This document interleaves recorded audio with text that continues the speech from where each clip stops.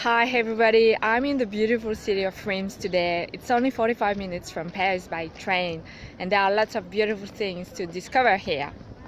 So of course you notice the beautiful cathedral behind me, and it's going to be the background today. And we're going to do a bit of history too. So during World War I, the whole city and the cathedral were under attack. And a fire started because of the bombardments, and it destroyed the wooden frame.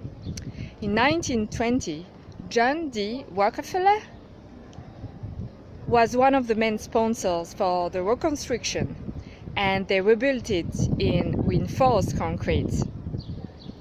So there are two lessons to learn from this story. First, ask for help. Lots of people help for the reconstruction. So don't be ashamed or afraid or scared to ask for help. There are lots of people, they love you and they are willing to help you, okay? Second thing is, no matter the situation you're going through right now, you will survive.